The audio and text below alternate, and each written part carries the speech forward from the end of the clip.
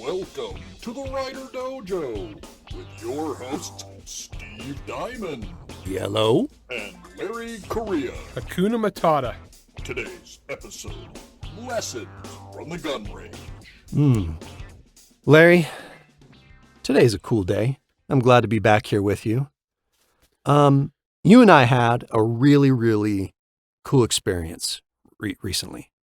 We were able to take more or less a 3-day, fairly intensive shooting class. Yeah.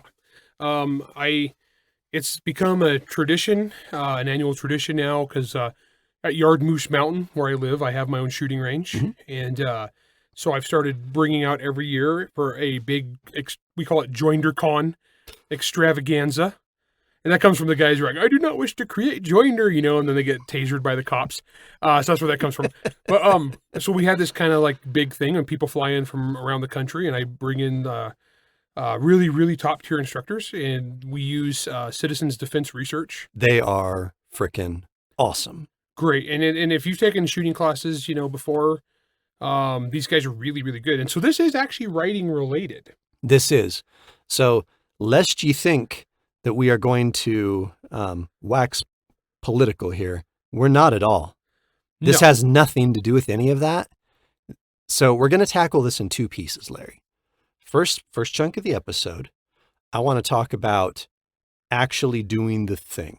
Why, aside from what can we as authors, who also happen to be people who like going pew pew, what can we take from this class that we just took and implement it in our writing? Because again, we always want to talk about what can you do with real world experiences and bring them into your writing. Yeah. I And think then the this is a second great half, example. and then the second half of the episode, we're going to get a little bit more theoretical and kind of meta with you. Yeah, because I think one of the things Steve was surprised about is because on the advanced end, it gets into like the professional coaching kind of thing. Yeah. And there's a lot of that's a head game. A lot of It's- that's a mind game. We'll get into it. Okay, so first, let's talk about the structure of the class. So what we do is people fly in from all over America, and we do the first day we actually did a classroom thing for. And to be clear, before any of you ask through email or through Facebook, Oh yeah, you're not invited. Sorry. this is you're not invited, and it has nothing to do with whether me or Larry personally like you. One, I don't have any say in this. I don't have a say. In many respects, like Larry is just the location. Yeah, this is my perk of getting to be me and spending a lot of money on a big nice house. That's Is I right. can have a shooting range. But Citizens Defense Research, they have a network of people Yeah. who come to them wishing to be trained. Yeah, and then also we have a lot of writers in here that I invite, but those are all people that I know. So don't come fishing for an invite. I'm sorry, guys. I know too many of you. I can't have you all come to my house. These are, you got to understand these classes. So it was 2 classes, right, Larry? We had let's call it the beginners applied pistols sort of class, Actually, right? we had 3 because There you was didn't the get other to one. go. I didn't go to the other one. Yeah, so the first one was actually a contextual cognition kind of class where it was classroom, but we mostly talked about bad guys and how violent criminal actors work. From a writing perspective, hindsight being what it is, Larry, I really wish I would have been in that class. Actually, it's fantastic. So I invited John Brown, John D. Brown, who I wrote Gun Runner with. Yeah. John's main career thing is he writes thrillers. Mhm. And so John came, and so we have this guy teaching this class. His name's Chris Seipert. He's a Green Beret, very intelligent guy. Very intelligent. Been doing this stuff for a long time. Teaches a class mostly about like planning and preparation, and then how violent criminals act and how they operate. I tell you, John took like 6 pages of notes. I was Well- sitting there by him. He didn't go to those shooting classes. No, not this year. Not that live fire classes. He didn't go to them this year. He No. just went to the in-classroom one. But as a thriller writer, to be able to go learn from professionals about how bad people act, that's gold. Yeah. And then the next day, we do a 1-day basic pistol class Mhm. called FAPS. Firearms Accuracy Practice and Standards. which just makes a hilarious acronym. And that's taught by Melody Lauer, who is probably the best diagnostic Oh my gosh. firearms instructor ever. It's like It's like shooting with a golf pro. Basically, Oh, yeah. she can watch you. She's like Dr. House. And she can just diagnose stuff. And then the next 2 days are what's called test and standards, which is the advanced class. Yeah. We refer to as stupid human tricks. It's intense. This is not a tactical class. This is purely super fast and accurate with a pistol. It's a technical class. It's a technical class. Yeah.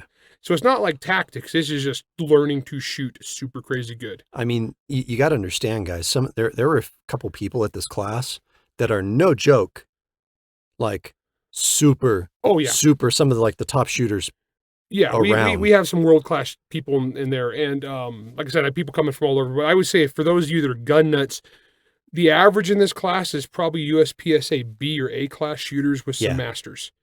Yeah, they're definitely masters. Yeah. Well, last year there was definitely what was Rick? Is he master or grandmaster? He's master Is he in master? USPSA, but he won TACCon. Yeah. And then we had another guy who won TACCon this year. So. Yeah, that's right. Yeah, Which is a big, for those of you guys who aren't gun people, this is a big freaking deal. So really good shooters. And even they are having little tiny things that they're learning and that they're tweaking. Yeah. And they are better at the end of the class than when they started. Now These are studs. Where this brings it back around for full circle Mhm. for the writing is that as writers, we put all this stuff in our books, right? If you're Yeah. writing action adventure kind of stuff, but you've never done anything with firearms, it's going to come through in your writing and you're going to Yeah. come off as inauthentic. So when I first really started getting into writing, I mean, my dad was a career cop, right? And when I was really young, every now and then I did a shooting thing here and there, but it was never huge. I sold my first short story. And then a lot of you guys know the story by now of how I accidentally became Larry's co-author for my second short story. Worked for me. I mean, hey, whatever. In that story, a good chunk of it takes place at Quantico, and lots of gunplay, of course, yada yada. Before I did that, my dad, before he'd moved out here to where we live, he was still a police officer at the time. He was the chief of police out in a town in California. He came out to visit, and I said, hey Dad, I need to go shooting. Like, if I'm going to be writing stuff where people are firing guns, shooting guns, stuff like that, like I feel like I'd be best served to kind of know how that feels. Like, what does a gun feel like in my hand? What does the air smell like? What does the sound smell like? What does What does the sound smell like? Yes, that too. Sorry. What does the sound like? What's the loudness of it? How does the wave of, like, the compression waves of sound and stuff, what do they feel like? It's things like that, right? Mm-hmm. Turns out, even in my fledgling writerhood, I had the right idea just by pure chance. Absolutely. And so, we went to a range and we shot, and that's where I ultimately fell in love with the SIG 226. So when you read my fiction now, you know why everyone carries 226s around. Great gun. But we try to do so much research, okay? And we try to be as authentic as we can. And in many cases, it's hard. Like, if I'm going to write about someone skydiving, like, sorry, I'm just never going to go skydiving. Like, I'm just not going to. But there are certain things you can do. Mm-hmm. And things of this nature, we definitely can do. This is easy. And you noticed, and so Steve, this is something I've been doing for most of my adult life. Yeah, I've been super into this, and this was my career for a lot of years, and I've been a gun guy. So Steve, this is the second year that you've been able to go to this class. Yeah. And so not as much time, but how much how much did you take away from this that you think you'll be able to incorporate into your fiction? Oh, an absurd amount. So the first year I went, you got to understand, the first year I went to this class, right before the class, I'd signed up for it and stuff and had paid. I was fortunate enough to be allowed to go. And I was all excited and obscenely nervous to go because I kind of figured I was out of my league. Well, because Steve signed up not just for the basic, he signed up for the I signed up for the advanced, which is pretty baller for a new guy. Yeah, that was, in retrospect, maybe not the wisest decision. However, it turned out to be perhaps the best decision that I ever made in terms of shooting. Okay. And I'll tell you why. So I went that first year. You guys, everyone already knows the story of how Steve broke his arm effectively. Yeah, Steve was all screwed up for this. So I got to the class, and literally like the week before the class, I went in to the doctors and was like, hey, I need some cortisone shots because like I can barely move my arm and I've got a shooting class. And from what I understand, it's going to be super intense and I don't want to be a wuss. And they're like, that's adorable. Best we can do is shoulder surgery. I was like, what? So they scheduled my shoulder surgery for literally 2 days after the class. Mm-hmm. So I show up, and I talk to the instructors from CDR, and they were super cool about it, right? Like Melody and Chris and John, they were super freaking awesome about it. I just said, hey, look, I'm here. I'm gonna do my best, but I honestly I don't know what's gonna happen. And they're like, hey, it's okay. And we'll get into a little bit more of this in the second half, but I kind of thought they were going to be like, I kind of thought they were like finessing me a little bit. They're like, oh, it's okay. You just go at your own pace. And I was like, oh, okay. Yeah, they think I'm nothing. Turns out that's not true at all. No, not at all. So I think I was 2 mags in and my shoulder was like, nuh-uh. It turns out, guys, when you have a torn rotator cuff, torn labrum, torn cartilage, and bone spurs, having explosions go off in your hand is a bad call. You know, and maybe it seems like that should have been obvious, but I was like, whatever. So after that, I was like, man, I'm done. So I went up and talked to him, like, I'm so sorry, I'm done. I can't even lift my arm right now, like literally. And they said, oh, well, okay, well. You know, I mean, it was great having you and stuff. And I said, well, can I just like sit here and watch and absorb and try to do mental reps? Like, I feel like I can still learn some stuff by watching. And they're like, yeah, okay. I don't think they thought I was going to do it. Well, also, guys. And it was like 105 degrees. It was like 105 degrees. It was so friggin' unseasonably hot. It was absurd. So, so I stayed, I watched, did the whole thing. Learned some, but mainly I was just angry at myself the whole time. And they told me to come back the next year. I'm like, yeah, okay, whatever. You guys just want my money. No, they comped you for the next year, didn't they? They comped me for the next year. And I was like, okay, well, I guess I'll do it. Came back the next year, did the first 2 days of the technically 3 days of classes. And again, by the third day, my shoulder was toast from just fatigue. So I couldn't do it. But here's the thing. I probably learned more on day 2 by itself, which is a 10-hour day. I learned more in day 2 than probably the rest of any instruction that I've ever received combined before. Yep. And it has everything to do with mentality, had to do with how I was standing, how I was gripping the pistol, how I was holding myself, the way my muscles were feeling, everything. And I mean, from foot to the top of my head, you learn. And so what I'm wondering, Larry, is all of that stuff that I just said. Mm-hmm. What can we do? What are some of the things that you think we can do to take that sort of stuff and throw it in our fiction? Oh, yeah. Yes, we're concentrating on shooting today, but we can just as easily change this to horseback riding or motorcycles or, right. or sword fighting or whatever. Mm-hmm. But the thing is, by getting out there and actually doing it and experiencing and listening to pros and how pros talk about their trade, mm-hmm. that enables you to translate it in your fiction. Because if you're writing a point of view character who is a bad mamba jamba with a handgun, right? And you're taking this handgun class, you hear the terminology the pros use. Mm-hmm. You hear the terminology of how they process this stuff. You can, if you're really into a subject, you can pick out a fake versus someone who's legit pretty quickly. Mm-hmm. Even if they're good at faking it, kind of like, we're going to have an episode here where we talk about music. And Mhm. if you have a non-musician trying to talk like a musician, it's not the same as a musician trying to talk like a musician. Oh yeah, there's obvious differences, right? So shooter's the same thing. And so in this case, you got to go and listen to the guys who really know what they're doing, Mhm. and a cadre of students who are far above average, not normal students at all. Yeah. On the bell curve, even you were. So yeah, first, put this in perspective, guys. Okay, got to understand. Larry's a good shooter. Oh, I'm really good. Larry's a really good legit, shooter. I'm pretty good. I used to shoot competition. I was legit. Okay.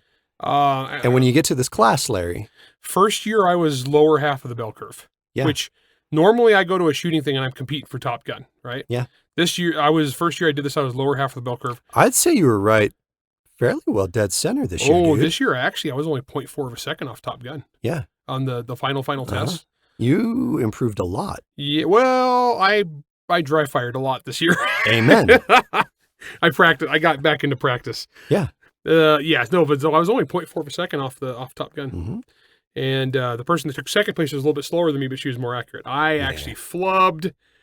I was quarter second and 1/8 of an inch off. Yeah. So, but this is how good we're talking about. We're talking 1/8 of an inch and a 1/4 of a second is between winning and losing. Yeah, So, and it's and those aren't insignificant no measures they're of time. No. So the thing is, though, guys, you do stuff like this. It's not about winning or losing. It's about what you can do to improve yourself and what you can do to learn. And you go and you do this stuff, and then, my gosh, it comes through in your fiction so very well. I remember in the first day of this class, and I'll tell this story really quick, and then we'll go to break, and then we'll come back, and we'll kind of get a little bit more metaphysical, whatever you want to call it, touchy-feely. Yeah. Okay. So the first day of the class, part of the class is broken into like scenarios and stuff. Okay. And before we started doing the scenarios, where the general idea was, so day okay, one actually is tactical. This is like a Yeah. concealed carry class, the first basic one. Yeah. Day one is actually a pretty good concealed carry class. And one of the things they were talking about was, okay, well, what happens if you wake up and there's someone in your house and stuff, and in the course of this conversation, there was this it was a tangent that we got on, that the instructor Melody got on, and it had to do with what happens if you're in one of these terrible situations and you kind of have no choice but to engage. Okay. Because that's one of the very first things that we're talking about. It's like, yeah, your first job should be to, get out. Oh, yeah. Avoidance. Avoid. Yeah. We flog avoidance. Avoid. Yep. But we're talking about, okay, what if you can't? And then what happens if you're going through, and you're shooting and whatnot, and then say your ammo goes dry. What can you do? Or you have a catastrophic malfunction in the course of one of these horrible situations, right? And one of the things that Melody said, it was probably 1 minute of time. 1 minute over the course of a 10-hour day. Okay. Someone can do the math. We're both accountants. We're not going to do it. And she's like, okay, well, look, if you run out of ammo and you're going to use your gun as a bludgeon, she's like, there's a very specific way to do it. You muzzle punch. She's like, she started talking about why and how you're doing it. And I was just sitting there going, huh, yeah, that makes sense. Huh. See, there's different backgrounds because you never thought of that before. No, I hadn't considered it from that angle before. See, I got a cracked sternum that way. And immediately, what was the first thing you think I thought, Larry? It was, you're going to put that in a book? I'm going to put that in a book. Heck yeah. Because it makes sense. Yep. And it adds authenticity to it. And it's better than the crap that we always see in books where the person's gun just doesn't load right and he has to go to hand-to-hand combat. I think it was you that was telling me that you were reading a book and that happened like 3 or 4 times in the course the of guy's one gun novel. malfunctioned 3 times so he could go to a hand-to-hand combat scene. Just as 3 an separate excuse, hand-to-hand combat right? scenes. Yeah. And so I'm like, you know what? I want to do this right. So anyway, my whole point here, guys, is when you go to these classes, just like what you were saying, Larry, you never know what little nuggets of information you're going to get, the vernacular that's going to come to you, stuff that you're going to go, oh yeah, I can write a cool scene like this. That's writing gold. That's gold. Yep. All right. We're going to take a quick break so you can hear a word from our beautiful sponsors, whoever they are for this episode. And we'll be right back. Explore a wormhole. Riemann's lens simulates the non-Euclidean geometry and strange visual effects associated with the Riemannian wormhole. While it is unknown whether these objects exist in nature, nothing prevents us from investigating their properties and consequences with our computers. Riemann's lens is an interactive virtual art display that allows you to fly around and through a wormhole with simple scenery rendered in the Euclidean space on either end. The size and geometry of the wormhole can be adjusted. Custom scenery can be defined with a scripting language. Riemann's lens is available on the Steam Game Store, currently just $5. Pick up your copy today.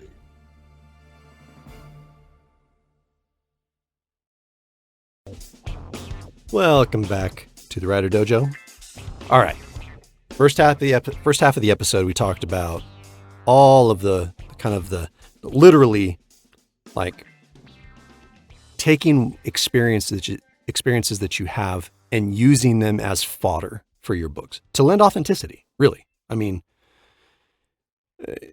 part of the reason why your action scenes are so good, Larry, I think, this is my opinion, although I doubt I'm alone, especially for your stuff that deals with gunplay, they're so authentic because you've shot all of these things. Oh yeah, and I genuinely love that stuff. And then all the people I hang out with are people who do that kind of thing. And so like a lot of like the real life cool guy stuff I have not personally done, but I know somebody who has. Well, and you have enough experience with things to where you can kind of merge someone else's experience with your own, like the sensory feelings of these things together. And I've had a lot of opportunities in my life to do like some cool training in different aspects and different or dabble in different things that normal people wouldn't get the opportunity to. And I like to use those in the writing. Right.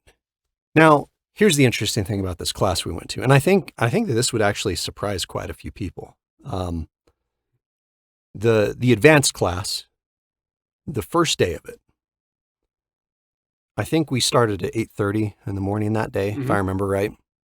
We didn't start shooting until, I think, afternoon. No, I think it was 12 or 12:30. We shot before lunch, so it was about 11. No, we didn't have lunch till 1 that day. Yeah, so it might have been, yeah. So I think it was noon before we actually started shooting. And it was head game stuff. So so Larry, what were we talking about for the first 4 hours? Basically the psychological aspects of competition shooting. Yeah.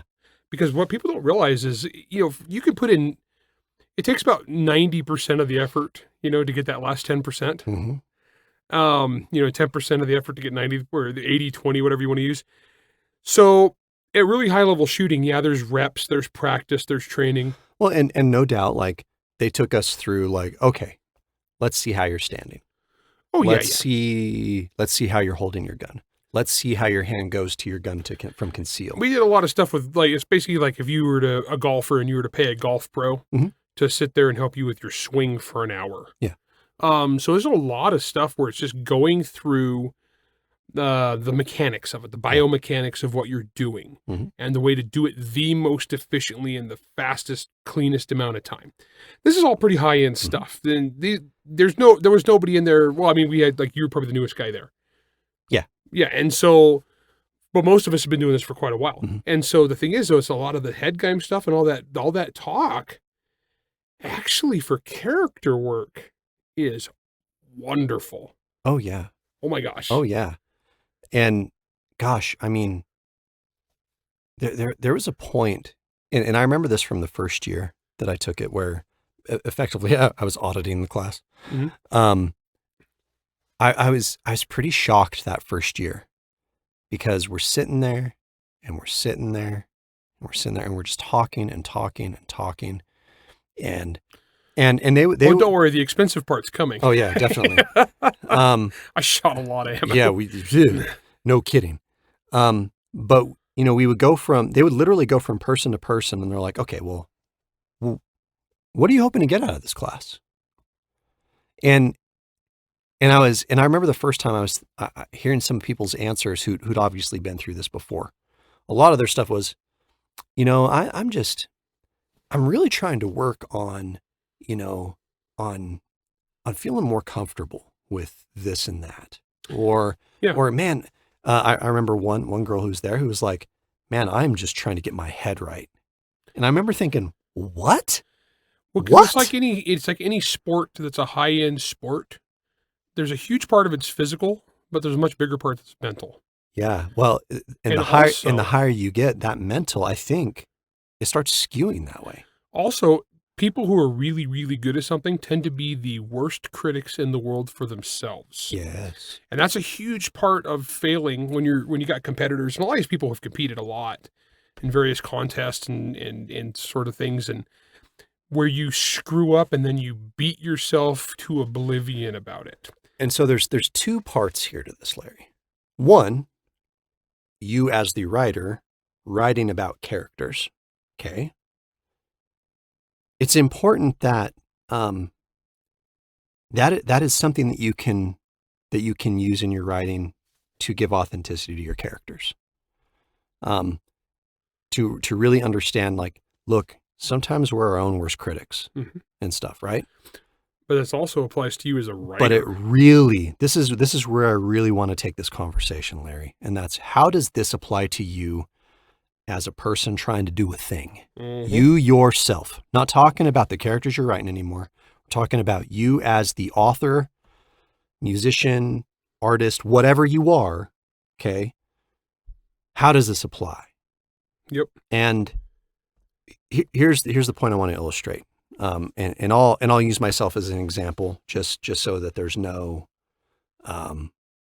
confusion or whatever. We're not talking about hypotheticals here. I'll tell you exactly how I felt and how I went down with this. And frankly, up until now, you're one of the only people that knows this. So first year, right? Took the class. I was a freaking wreck. My shoulder hurt like nothing else. I had spent money on this class. And I remember, the first day wasn't quite as bad, really. I was just, I don't know. That first day I was just kind of like, dang, well, this sucks. And I saw people shooting. I shot a little bit, and I think maybe that's what kind of dulled it. I did get a few rounds downrange, right? But the second day is when it like totally hit me. And I just remember sitting there watching everybody doing the things, and oftentimes I was standing behind trying to do mental reps and working on how I was holding my body and stance and stuff like that.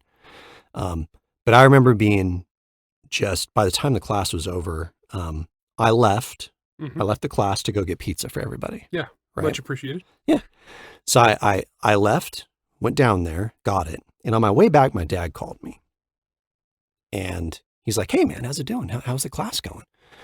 And I was just like, Dad, that sucked. I'm like, this sucks.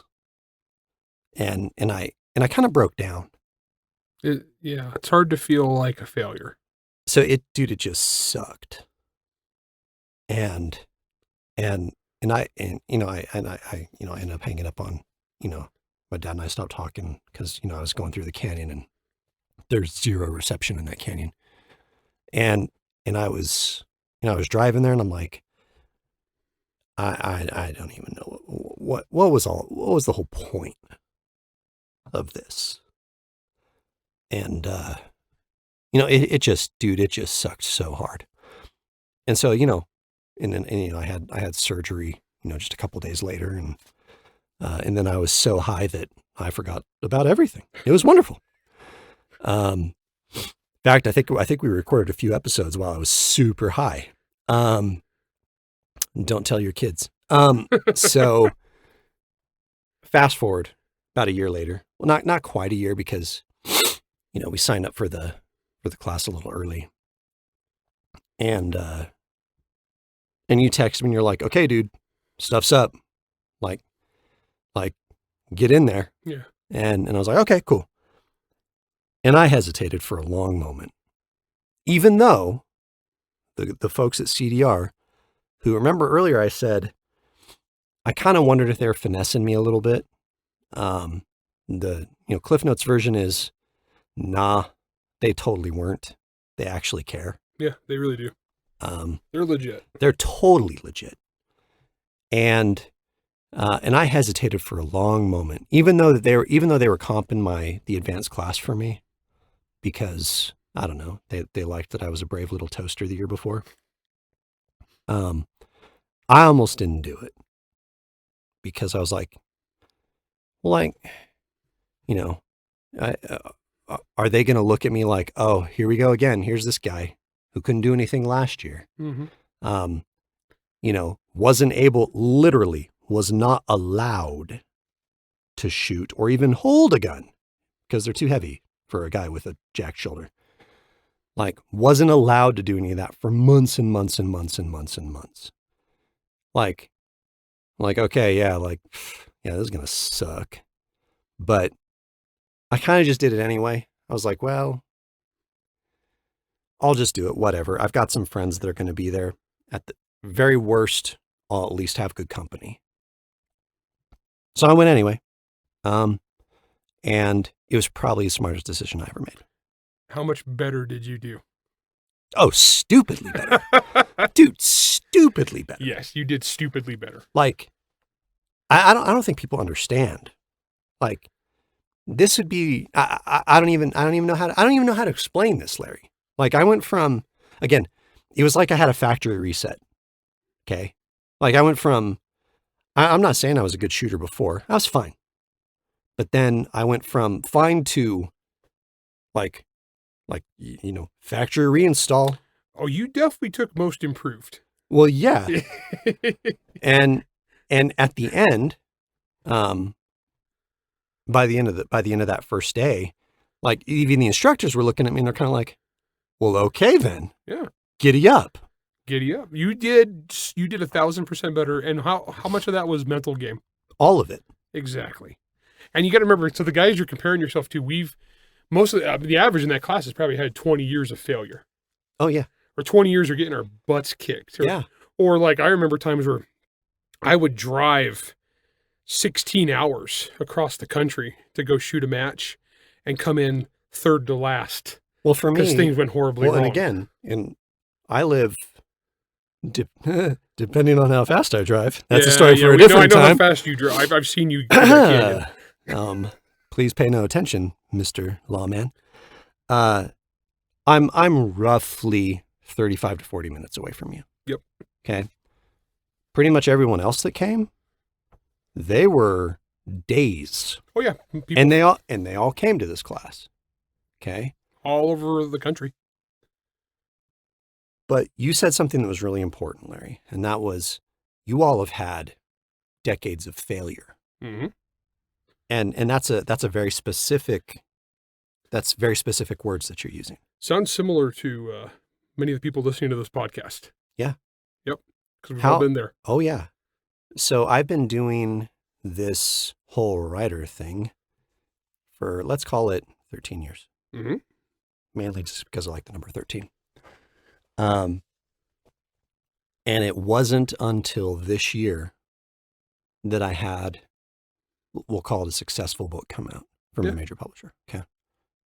So it took me 13 years. That's 13 years of failure. Yeah. Now, how are you? The question is just like in the class, when you go and you screw up something, you screw up a drill and you flub it, what do you get in your head? Do you get, I suck, I fail, I suck, I'm loser, why am I doing this, why am I here? Or do you go, why did I miss that shot? And that's the hard part. Yep. And it's because, like, I stood wrong, my pinky was not gripping tightly enough, so I squeezed the last section and shot 1/8 of an inch low. Yeah. Yeah, you know, once you pull the trigger, your hands did the tense from 80% to 100 because I wasn't gripping hard enough, and you dropped the shot low. Yep. So, so how are you going to treat that? Though you can say I'm a loser, failure, suck, moron, or I see what I did wrong. Let me correct it and try again. The interesting thing about that, Larry, is I'd say a good half the class, and there's about 20 people there. Yeah, the advanced, I think it was like 20. Yeah, half. 20, I think it was half. I think it was about 20 in the half, or in the advanced class. About half those people, the first instinct was, I suck. Mm-hmm. I was there. Oh yeah, because you have a bunch of people who are super competitive personalities. Well, and for me personally, I went from the year before feeling like a complete and utter abject failure. Okay. I dealt with that basically for better part of a year, right? Feeling like that. Mhm. Uh, and so when we were going through some of these drills, some of these coaching drills, and they were, they were manipulating like how I was standing and stuff, but I was actually doing kind of okay with that Mhm. because I'd sat and watched that the previous year. And even though I couldn't like lift anything for, 6 7 months, I would still practice that at home. Like, okay, how am I supposed to be standing? But so of course they tweaked that. Mhm. But by the time I got to the last station, because for those of you who don't, I'm being a little vague. Sorry. Let me be more concrete. So we had an area where we had a period of time where it was effectively one-on-one instruction. They called us each up to the line one at a time. Literally them and everybody in the class was watching as you did 5 rounds from 5 yards on a 1-inch square. Okay. That's not easy. No, people don't realize how small that is. 1 inch at 5 yards is very, very small. And so I went up there and I did it. And you got to understand, literally everybody is watching. Doesn't matter how good you are, there's nerves. Mhm. And then the three instructors, they're all just kind of standing around you watching. Like some of them are looking at your legs, some are looking at your hands. Literally taking notes. They're taking notes on you. Okay. Then you move on. Then they go into a 3-station setup. First station, Melody, who is, as Larry said, the great diagnoser. She tells you what she took notes on, what she thinks you need to work on, works on it for 5 to 7 minutes, and then they move you on to the next stage, and you're progressively building upon that. So at the end of the day, it's anywhere from 15 to 20 to 25 minutes worth of individualized instruction. Can't even tell you how valuable that is. So we're going through. The first one is Melody's like, okay, for me, it was mental. It was, I need you to be mentally more aggressive with, and that will change the physicality of your aggressiveness with how you are running your gun. I said, okay, cool. So I went through it. That was simple enough. Went on to the next guy, it was Chris. And he basically was like, okay, cool. He's like, we need to see more purpose-driven intent, more intent. And so we went through that. And I got to the last one and John just stares at me because he's John. And John can come across as kind of a tough guy.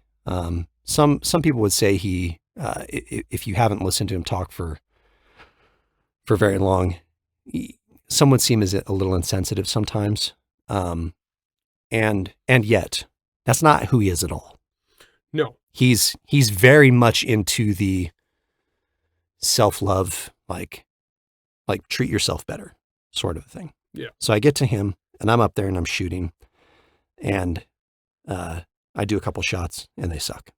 I mean, they were still on because I'd already learned from the previous 2 and like mechanically speaking, they'd fixed like an absurd amount. It was awesome. And I get up there and at one point I drew and I fired twice and I just kind of went, nope. Kind of shook my head and went, nope, that's not good. And I holstered and he's like, that's the second time in a row you've done that. I'm like, oh, sorry about that. And he's like, no. He's like, I don't care. He's like, you're better than that. Stop it. And so it turned into this like weird, bizarre mental head game with him. And like, he barely gave me any like physical instruction. It was all just like, he was like, dude, get out of your head. It's okay. Like, you're not competing with any of these people. He's like, you're only competing with yourself. And so that changed everything. Yep. You are at different points, you're at different mental points of your journey. Whether it's a shooter, writer, competitor, whatever it is you're doing, you are your own worst enemy. Oh yeah. And I am terrible at that. Yeah, I think most writers are because we spend so much time in our heads. We spend so much time working even when we're not working. Yeah. because we're thinking about working. Mhm. We're imagining. Most people imagining is a break. For us, imagining is a job.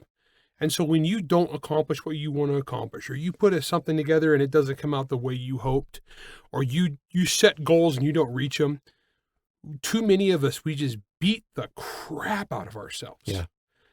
And not in a constructive way. No. I mean, one of the things that I guess I've almost kind of become known for saying and telling people, especially at conventions and on panels, is I say pretty frequently, it's like, look, it's totally okay to fail. Yeah, because you're going to. Because you're going to. It's going to happen. Even those of us who are really, I don't say really good, but who are more experienced, Mhm. we still do it. We still choke. I choked. My word count this last week, it sucked. Yeah. I did not hit my 10,000 words, not even close. I'd have to have a miraculous day tomorrow to hit that. But I think what I need to start adding to that, I don't think me saying it's okay to fail is enough, Larry. I just don't think it's enough anymore. Mm-hmm. Because I think maybe if you're not careful and that's what you say, you're reinforcing the negative. Yep. Because that's, I mean, kid you not, everyone, we probably heard that 30 or 40 times over the course of 2 days. And some people struggle with it more than others. Some people, Oh, yeah. Remember Kurt? Oh, yeah. Kurt, great shooter. I don't want to say his last name. Great guy, great shooter. Last year he had a bad time. Yeah. And why? Because He was in his head. He got in his head. And this year he did like 1,000% better. And he had a good time. Yeah. Honestly, that's a good lesson too. It's like between writing and shooting is like, if you're having fun, you will do better and you will learn more. So then if you're not having fun, you got to ask yourself, why am I not having fun? Yeah. And then change whatever it is that's standing in your way. So I think from now on, Larry, what I'm going to tell people is it's okay to fail. But it's not okay to beat yourself up about it. Yeah. You're going to fail, accept the suck of that. That's okay. Oftentimes we as humans, we learn the most when we have a failure. But at that point, it's what is your attitude coming out of that failure? Are you going to be positive with it? Or are you going to be negative? Are you going to be the guy that's like, well, I failed again. That's just because I suck. Yep. Or are you going to say, well, I failed, but dang if I didn't learn something from this. Yeah. It's interesting too, because you remember one day we were sitting at the end of the day and into the first day of the advanced class, I had actually done really good. Yeah. I was feeling good. And so we're going through and he's kind of talking to everybody like how they're doing. And it got to me, I was like, dude, I'm feeling awesome. Mm-hmm. And because before that, we've been talking about all these people who had like, I'm in my head. I'm struggling with that and like, self-love and you can do it. And it got to me, it's like, dude, I'm awesome. Look at that target. I'm like pointing at the target, like, look at that sucker. Yeah. Cause I was having actually it's funny. I got a really bad nosebleed just because it was hot. And it was windy. Remember. So I got a really bad nosebleed. So I had to run off the line, shove a bunch of tissue paper up my nose, ran back, wasn't thinking about shooting and shot the best I'd clean these friggin' drills in record time. Why? Because I was thinking about all the blood going down my shirt and my beard and not thinking about the target. You weren't in your head. No, exactly. So you were working on mechanics. Yeah, and I know how to do it, and so I just did it automatically. And so that was in the very final test of the class. Chris looked at me, and the first run was okay, but my accuracy was a tiny bit off. And Chris looks at me and goes, "Hey, you want me to punch you in the face?" And I was tempted. I was like, From him, that probably would have hurt a lot. That said, yeah, no, he's not the guy. Maybe Melody could punch me in the face. I think we could have like accepted 102 that. pounds. That'd be okay. No, but it's a huge head game, and I think the parallels here between any like creative endeavor or athletic endeavor or precision endeavor, look at yourself and look at what you are good at. It's like, so that day I didn't have to worry about that at all. See, that would have been a perfect writing day for me. Mm-hmm. I would have just went and ran and wrote, 7,000 words and been gold. Mm-hmm. Other days you get in your head and you start kicking your butt. Be constructive about that and be like, okay, why am I in my head? Why do I feel like a failure? Why do I feel like a loser? How can I change that and make it so I am effective again? Mm-hmm. Yeah. How can I learn from this failure? I wrote this scene was crap. What can I learn from what I do? And then, obviously I shouldn't do this. Yeah. You start diagnosing it. And I think when people start thinking of that, they start diagnosing what the issues are, all of a sudden, what's interesting? What happens, Larry? Say you got up to, in shooting, you get up to the line, you drop a shot because maybe your pinkies were tight enough or your grip wasn't quite tight enough. At one point it was like, drop your taint. Yeah, I know, right? Literally drop your taint 1 inch. And I was Thank like, you. oh, hey, yeah. Well, hey, yeah. Yeah, that works. I just tightened my group up 30%. But the first natural thing is when you think you suck, you're just like, well, I suck. And oh man, I don't. Okay, here we go. I guess I'm going to have to do this again. Yep. Versus you diagnose and you say, okay, all right. Okay. Well, my grip I wasn't gripping the gun near as tightly as I thought I was. And so I did the flinch, I dropped the shot 6 inches low, whatever. And then what's the very next thought? Okay, once I get up to the line next, I'm going to focus on that and make sure that doesn't happen, because I bet if I do that, it's going to land right where I need it to. Can you guys see the difference there mentally? And can you guys see how you can apply that to your writing? Every time, I write a short story. In fact, in my Hellhounds collection, at the end of every story, I put a little thing in there and I said, here's why I think this story sold. Here's why I think it didn't. Here's what I learned from it. And then on the next short story, they're not in order of publication, but I know that historically speaking, when I would do that self-evaluation, my next story was better. Yep. When I beat myself up, my next short story wasn't necessarily better. So guys, it's okay to fail, but it's not okay to beat yourself up about it. There you go. WriterDojo is Steve Diamond and Larry Correia. Produced by Jack Wilder and Bear and Hare Studios. Theme song, Word Mercenaries by Craig Nivo. New episodes come out every Wednesday wherever you stream your content. If you enjoyed this podcast, you can help support us by going to anchor.fm/WriterDojo, by leaving a 5-star rating and review, and by helping to spread the word. To advertise on the Writer Dojo, email ads@writerdojo.com. All questions and comments can be emailed to questions@writerdojo.com. Can I get an amen?